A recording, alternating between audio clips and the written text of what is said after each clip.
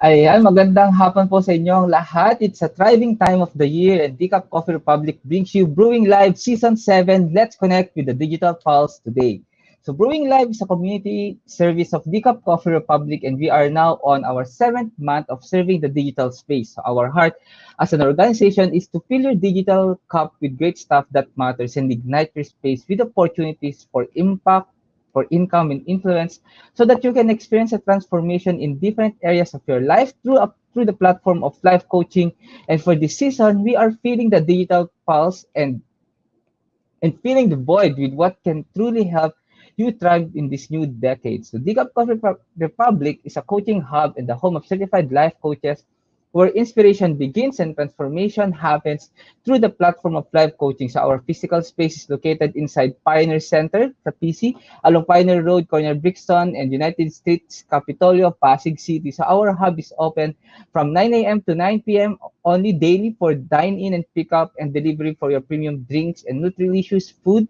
Plant-based meal is also available to help you keep you fit and healthy, especially during this time of pandemic. So for your coaching needs, we do offer coaching services on demand 24 by 7. Just connect with Coach Rizal through 0917-586-1661 any time of the day and any day of the week. And you may also visit our coaching hub for complimentary coaching session even without prior appointment. So thank you. Thank you for joining me today. Please do tag a friend in the comment below and share this link in your Facebook timeline, Facebook group, and Facebook page so that we can reach more people and help transform many lives. If you know this Facebook page, please like and follow so that you can get notification for future live stream. Yeah, so Decaf Brewing Live is in partnership with Coach A Coaching Club, the premier club for coaches and entrepreneurs. Our mission as a club member is to create massive impact by turning your talents into income and influencing the people in our chosen domain and territory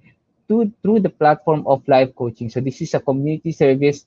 This community service is one of many ways that we are giving back to the humanity that things we learned inside the coaching club. So that the coaching club nag-start siya last year. So I'm part of the batch one. So I'm very very glad and that nag-enroll ako doon. The one word for it is really transformational. If you really want to know more about it, please connect with Coach Rizal to 0917-586-1661 and then you can be part of Coach A Coaching Club and benefit from this learning opportunity with Master Coach A. So for today's episode, I'll be sharing with you the minimalist guide to take a recess from being a techie, di ba? Medyo mahaba yung title, so ulitin ko, the minimalist guide to take a recess from being a techie. So as we begin, I invite you to intentionally learn from this episode and earn wisdom and strategies and techniques that should give generously to the advancement of life coaching and support fellow change agents in the practice of the profession. So for your love gift, you may click the PayPal link in the caption in the Facebook Live. You may also give through bank transfer, through GCash, and through PayMaya. So giving is earning. The opportunity to be blessed and to be the channel of God's blessing. So I am inviting you to say yes to the privilege of giving honor to whom honor is due. And remember, giving is a lifestyle that makes you stand out all the time. So thank you so much for your generous heart. Connect with Coach Rizal through 0917-586-1661 if you wish to give your blessing in a very special way. Yo, magandang hapon po sa inyong lahat. Ayan. So, yan. Hello, Coach Mao. Hello po, Master Coach Jasmine. Magandang tanghali po. Hello po, Coach Vicky. Hello po, Coach Tin and Coach Nords. And dyan, dito rin po si Coach Simon. Magandang tanghali po sa inyong lahat. And let's start the presentation. But of course, before anything else, kailangan ko ulit really wanna introduce again myself. I'm Coach Orvyl from Life Coach Philippines. So I'm a certified life and mental health coach, and I'm one of the Master Builder Apprentice of Master Coach A, and we help you to build, really help you to build your unstoppable dream come true, to make it a reality. And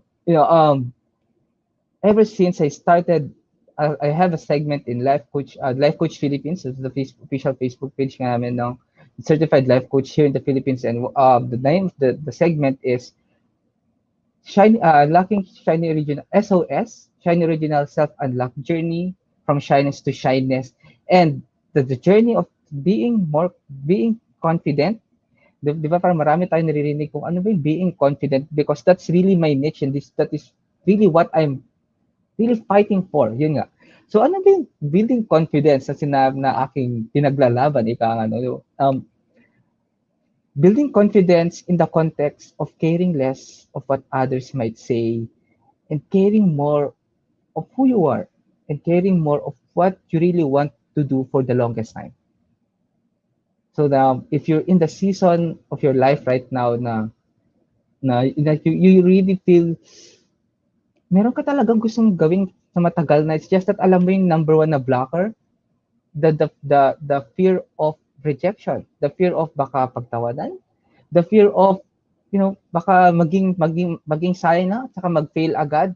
But then you know in your heart that this thing, kapag ginawa mo itong bagay na to, would really give you answer to a lot of your question about, about life, and really be able to find the fulfillment. Talagang hinahanap mo for the longest time. If you're in that season, that I'm really inviting you, let's have a conversation, and I'm really willing to help you with that caring less of what others might say and caring more of what you really want, and really helping you to break through from the guilt, break through from the shame, and break through from being so doubtful of yourself because of past mistakes and shameful experience, yung mga undesired situation na nangyari sa atin in the past. And really you wanted to live confidently again, and you really wanted to live on your own terms responsibly towards your greatest self. If that's you, if that's connecting with you, let's have a conversation. And I am a software engineer, so this is the topic for today. It's really taking off from my experience for almost a decade as a software engineer, as an IT programmer, or as a person inside IT, for being a techie. So we're going to define what is being a techie. So to all software engineers out there na nanonood, shout out sa inyo. So please stay put. You just stay here, and I do believe that the topic for this afternoon can really help you, because most of the time we are in the moment of sobra tayo nakafocus sa technology. To all the programmers out there, it's hindi natin alam, pero hindi sa alam natin lahat ng bagay about IT. But then that if there's something new, there's a new product, new software, we know that we can really, kaya natin siyang gamitin, because we've been so techy for the longest time.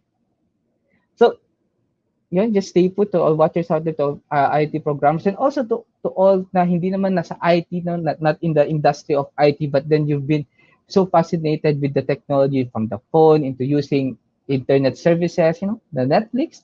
Isa rin ako doon. If you are into that social media, of course, if you're a blogger, then you just stay with me. I'm going to help you to really, how can we balance, or how can we do some harmony in what we do in connection with who we are as a total being, di ba? So if something will be connecting kapag dun sa mga sasabihin ko, may magpapakita sa slide na magpapa-eureka moment, may maalala kayo story or a lesson or a learning, I'm really inviting you to please share it to your timeline, along with our official hashtag Pack My Bag Moment, and hashtag Decaf Brewing Live. So two things. First is, I really believe your story matters right now. Your realization, your lesson, your wisdom really matters right now. And we really need to add more positivity, more wisdom, more fruit, or things that really matters sa internet right now, because of the pandemic happened. Of course, no, we di na talaga natin mapagkakaila with the politics and all those things. One person out there is really looking for your story. One online friend of yours is really there waiting for you to speak up. Your realization, your sharing. So I'm really inviting you. Leave footprints sa comment, leave footprints in your timeline, nuggets of wisdom from what you're about to learn this afternoon. And second thing, the official hashtag Pack My Bag Moment, hashtag Decaf Brewing Live, in order for us really to help, to see, makita namin kung saan kayo nag-post, and really support your post, and really help you, and really say thank you for really sharing your wisdom, your realization. So yan, that's our official hashtag Pack My Bag Moment, hashtag Decaf Brewing Live. So The title ng talk is A Minimalist Guide to Take a Recess from Being a Techie. Well, first of all, why do we even need a recess? Or, ano nga ba yung recess? So what's a recess? Of course, all of us here, I really hope na lahat tayo yung you knows what is a recess. Diba? Recess ito yung every morning or every afternoon sa school, especially kapag nung pupil pa tayo sa elementary na before mag-lunch, meron yung like 15 to 30 minutes na break in between before mag-lunch tapos after before mag-uwian. So merong 15, so it's either 9 to 9:30 na break for food and socialization. Tapos tarang 3 to 3:30 na break sa hapon naman. So same thing for for break or for pakain, may merienda, may kipagkulitan, maglalaro with a friend. So that's the recess. And why do we need yung recess? Bakit ano ba meron sa recess? Bakit ba nilagay yan sa school?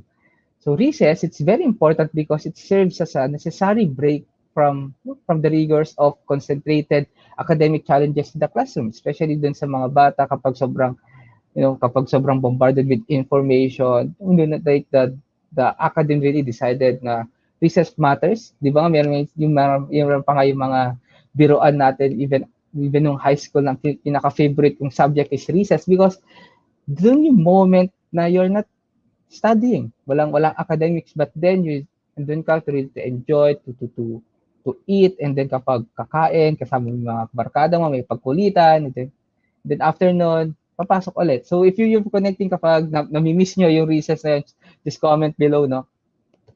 So that's the recess. Then going back sa title, taking a recess from being a techie. Being a techie, me as a software engineer for almost a decade, no, it means a person who is expert in and very enthusiastic about technology, especially about computing. And most of the time, there is this what I call personally na talagang if you're so focused in doing what you do, like with problem solving, creating program, into like darating dun sa point of you find happiness one click away. Like what do I mean by that is you don't like we don't even need to do socialization anymore. Hindi na natin kailangan mag-socialization, no more no need for having a actual conversation with our friends. And instead, punta tayo, focus tayo sa computer. We have our Netflix there, we have the social media out there, and we feel na, yan, nakukuha natin yung happiness na pwede naman natin makuha. Pwede natin makuha rin kapag socialize tayo actually and really talking to other people. And no, I am not saying na may tama or mali in that. What I'm trying to point is most of the techie person is into this situation na parang why do I even need to have socialization with others and then being inclined dun sa ginagawa like creating programs or like creating vlogs, being in the internet, being alone. Oftentimes, we start to feel drained pero hindi natin alam kung bakit tayo nade-drain. Parang like nagsasawa na tayo sa ginagawa natin. But then meron kasi tayong pattern na okay, kung nagsawa, manonood lang konti ng internet. And then like pupunta, maglalaro lang, maglalaro ng computer for a bit and then babalik na sa dati and then we start doing our own thing again alone. We are so focused in being dependent on something that will make us enjoy being alone. And one of the things that I really wanna give and express right now is isolation, being alone or isolating yourself from others is not good in your mental health. And that's the reason why I made the presentation, the Minimalist Guide to take a recess from being a techie. Like how can you make use or how can you set up your own recess in your own customized way, but then not compromising your mental health? Like really doing what your body needs physically, mentally, emotionally, spiritually. Like from being into zone na hindi na nakakaalis sa upuan, like nakatutok na sa computer like for the next 48 hours kising, and really enjoying. like having the moment again in our life na nung bata tayo, kapag during recess, able to enjoy with other students, pupils, eating, merong break, wala tayong iniisip na academics, but then really giving ourselves a chance to, to really physical, like to really inhale and exhale. We feel free and happy connecting with others instead of getting happy and feeling entertainments na meron sa internet. So, I'm going to give you 4 points ngayong hapon na to. No, ayan, hello po. Hello po, Miss Lady Jen. Magandang hapon sa inyo. So, I'm going to give you 4 points that can really help you or can really give you an idea how to create yung break time or yung recess away from technology. Okay? So, first point is have a 30-minute physical activity. Like, have you thought, no, especially right now in pandemic, hindi talaga kasi natin may iwasan. Like, I'll be honest and I'll be agreeing with you na hindi talaga may iwasan. Baka most of, like for this past year, talagang ganun yung naging lifestyle. Nakatutok lang tayo sa computer and the way we communicate with other people is really through computer or like socialization is really doing some comment or joining Facebook group. No? Kaya talagang naging ganun yung almost lifestyle natin. But now, I'm really sharing to you 4 points, and one of the point of can really help you boost or can really create you a healthy break or recess from technology. First is have a 30-minute physical activity per day. Like really get out. Tayo sa table natin, like away from the technology and find physical activity. Like this one, that picture. So naglilinis. So I choose this item or the item, sorry, this picture because I myself most of the time hindi ko nagagawa to. Like I'm trying to be vulnerable. Like marami akong creative avoidance in my head. Parang wala naman akong pwedeng gawin. So dito na lang ako, magko-computer na lang ako. I'll just binge watch yung next na series na gagawin ko. But then, yun pala, like talaga, it's really a creative avoidance. Really palusot of, ayoko maglinis ng unit. Why I'm sharing to you this yung paglilinis na to? Because it's still a physical activity and having the perspective of, okay, bibigyan ko yung sarili ko ng way for me to have a break physically by really cleaning. So, di ba parang two birds in one stone? May perspective ko or like a reward of giving yourself a break and at the same time having a better environment sa unit or sa apartment or sa bahay na meron ka. Walk. Huh? You dumating yung point of you have a GCQ, na lift na yung GCQ and then you know, wearing a facial and face mask you can allow you walk around and have a fresh air, inhale, exhale, see other people, see na meron pang ibang living things na nakikita. Di ba? Meron yung kasi dumating tayo sa point na wala tayong nakikita ibang living things. Yeah. Kung meron kang plant yun, it's a living thing. So there's a power of seeing other people at seeing other people smiling, seeing other people also doing their best, really to be fit. Or maybe it's time for you to find or like do something again that makes you happy before. Like I'm sharing to you a picture of me. I bought a bike para magkaroon ako ng enjoyable na activity physically. So that's it. So that's my number 1 point. Have a 30-minute physical activity for you to build that recess away from the technology. Physical fitness is the first requisite of happiness.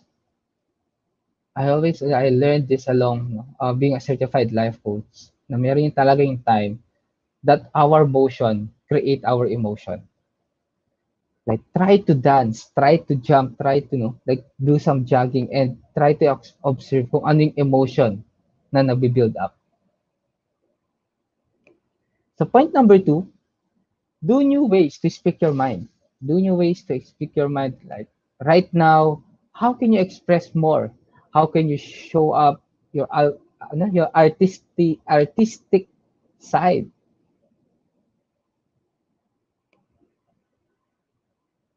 I read this post with like I think a week or two.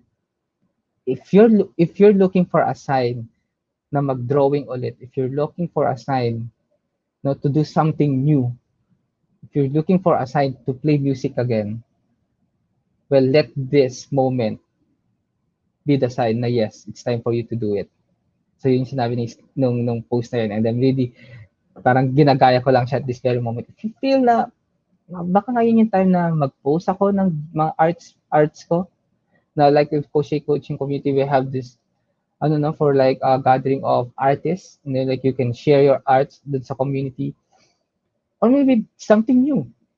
A lot of software engineers, IT na nakilala ko this past pandemic, ano, this past few months got their I think it's a certification to be a barista because they wanna learn na sila yung mag-serve na, no, gagawa ng sarili ng coffee. And it's para daw it's for them a new thing for them to express their artistry, like for creating a new flavor to their coffee, dinedesign na nila yung coffee nila. And that's okay. If that's the thing that can really help you mentally, why not? Maybe it's time for you to play your music, learn new musical instrument, try to sing. A person without self-expression is a person without personal freedom. How are you expressing yourself right now? Like, how are you responding with what happened, with the new normal, with the better normal, and how are you recalibrating expressing yourself right now? Ayan, hello, hello, Coach Tisha. Exacto, no? Like I'm talking about self-expression. So, Coach Tisha here, meron siyang Facebook group for for self-expression along with Coach Lau. So, please connect with Coach Tisha, a very, I would say, a very beautiful and a consistent Facebook group can really help you to express yourself in your own way. So, connect with Coach Tisha dyan, nag-comment siya. Hello, kundang hapon. Item number 3 or point number 3, start journaling. Like when was the last time you start really, you know, writing about yourself? Like how would you like to start the day, creating your to-do list? How do you feel right now? Or kapag bago ka matutulog, doing your diary, ano yung nangyari sa'yo? Start journaling again. Then really encouraging you, like get your pen, your paper, like really do yung mano-manong pagsusulat instead of reading dun ka rin sa computer. Of course, it's really up to you, but then me, myself, what's work is dahil nga gusto kong lumayo muna sa computer, really giving myself a chance to express, kung yan, mag-isa lang naman, through writing. There's a power in writing that you reading your own thought, you hearing your own self. And what makes it more powerful is getting a journal that can really help you to feel or define your significance kung asan ka man ngayon. Journaling is more than expressing yourself, but journaling is on to helping yourself reflect and see what you have become, where you want to be, and the things that you wanted to do, the things that is really missing, and the help that you need. This third picture, the Promise Bible Discovery Journal, Volume 1, is one of the journal. Actually, this is one of the. Actually, this is the first journal na nakuha ko. Aside from most of the time it's a notebook, right? But then meron tong may guide sa loob, a powerful journal that you can get in Teacup Coffee Republic. So that this picture is an actual picture ng journal ko. So yan, diba, may clip. And I'm really inviting you to get a copy. And I really believe that this will really help you, especially this time of our life, no? This current season. So get your digital copy, the Promise Bible Discovery Journal, for only 500 pesos with minimum 500 pesos worth of food and beverage purchase. Or if you want to get a single purchase, you can get it at 789 pesos per copy. So connect with Coach Rizal, 0917-586-1661, to know more about this journal and to get a copy of it. 1 month na, naka 1 month na ako with this journal, and one thing that I would like to say, I learned and I understand better, and getting better into it, in progress, the word identity. Like most of the time we ask this question, who am I? Like bakit bang hirap sagutin yung sino ba ako? Like removing all the titles and meron tayong mga titles, awards, relationship. What if wala yung mga bagay na how can we answer the question, who am I? And this journal helped me to understand it more. How can I give a full-hearted answer with that question? Because journal writing is a voyage to to the interior, according to Christina Baldwin. So get a copy, connect with Coach Rizal, 0917-586-1661. No, we have our coaches out there who also have the copy and tried it. No, it's very powerful. Kindly share also yung mga co-classmate ko sa journal na yun. Yeah, it's very powerful. Very powerful and it's very timely. So connect with Coach Rizal. Talagang like I'm lost of words because it's really more than words. No? So connect with Coach Rizal, or if you wanna know more about my experience in it, you can connect with me. So like you can drop a message dito and yeah, let's have a conversation. And last but not the least, last item po is join a community that nurtures. Like having an actual conversation with someone and not being isolated. Yes, the pandemic ang nangyari. Oh, magkakalayo, hindi tayo pwede magkaroon ng face-to-face like this one. But then what I'm trying to point out here is joining a community that nurtures, wherein you are allowed to express. Of course, it's through computer pa rin. Of course, the technology is really being part of there, but how can you use your time with the computer that can really make you a better person? So join a community that nurtures. We have here a coaching community that can really help you, especially this time of pandemic, this time of uncertainty, this time of a forced transition, ika nga, and meet other people as well that can really help you and or other people that on the same page or same situation as you are and that can really na merong tao or group of people that can really help you process to it. So coaching community is a community of halo-halo and most of us na nandito are certified life coaches and they're really willing to help you.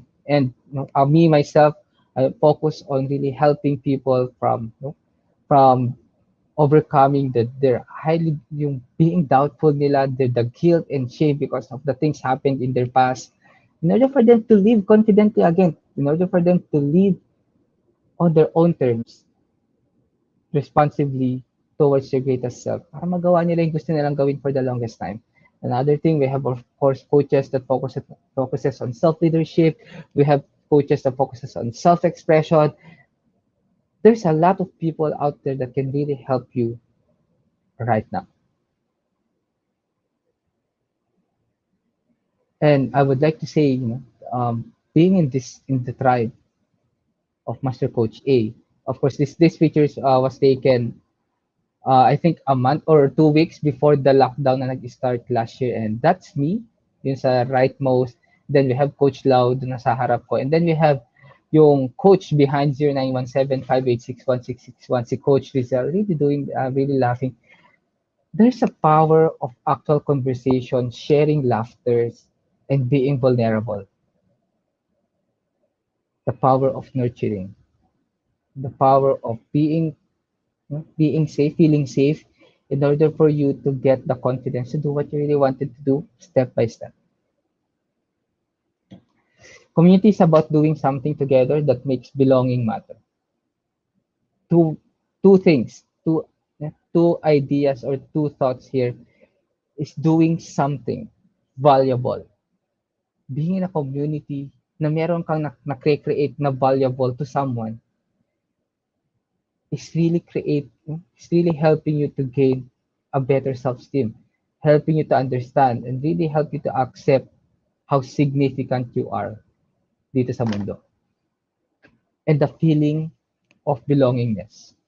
Like you working together, creating a value with someone, with a group of people with the same passion, same purpose. There's a next level joy in there.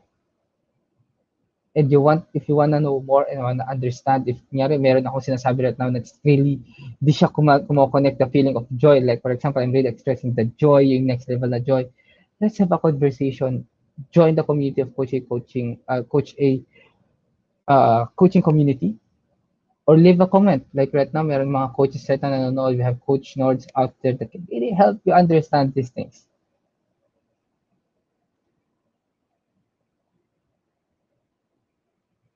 And I just created recently a private group also for men who really wanted to rise from doubts and guilt because of shameful experience and live confidently towards their greatest self.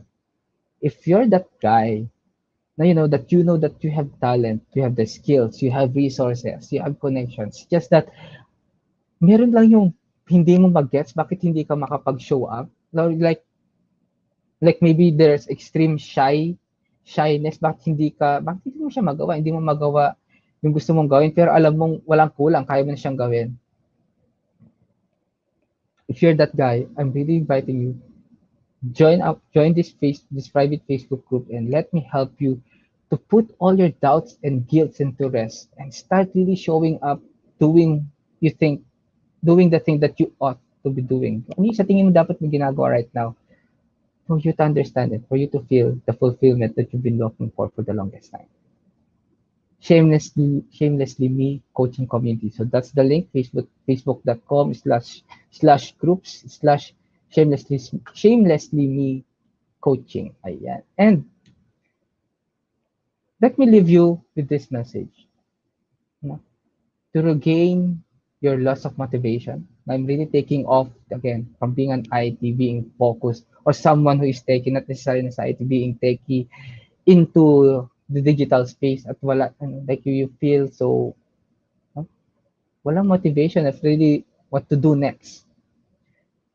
Maybe that's the time for you to reflect and really find a way to improve physically, mentally, spiritually, emotionally, one step at a time. Physically, find ways for you to have physical activity every day. Mentally, allow yourself to express. Spiritually, understand or try to define the significance that you have, yung parang significance that you've been looking for. Connect to God. Do journaling, Bible reading, connect with other people, and emotionally, having the feeling of security. Secured in terms of being in a community na wala silang gagawin sa iyo na masama, hindi sila mananakit, they are not going to tolerate you, but instead empowers you towards what you really wanted to do, towards your greatest self. So again, I'm Coach Orvyl. So that's my email, orvyl@gmail.com. My Facebook profile, Orvyl FT. Facebook page is Coach Orvyl, and my phone number is 0928-854-0126. Let's have a conversation. If you have a lot of questions right now or something still connecting, looking forward to your Pack My Bag moment. And yun, in behalf of Teacup Coffee Republic and Coaching Club, we want to thank you for being part of this journey. So you can watch a replay of all the episodes from season 1 to season 6 inside Facebook page of Teacup Coffee Republic and Life Coach Philippines. So you can also check on Coach AI Connect YouTube channel for the HD video copy of this episode. So remember, subscribe to the channel so that you can get alerts when a new video becomes available. So tomorrow, there will be another episode. So I'm really looking forward na ma-meet ko kayo tomorrow at 12 noon as we continue to feel the digital pulse and fill the void so you can thrive. So again, magandang tanghali sa inyong lahat. Coach Orvyl again, signing off. Love, bomb, boom. Bye-bye.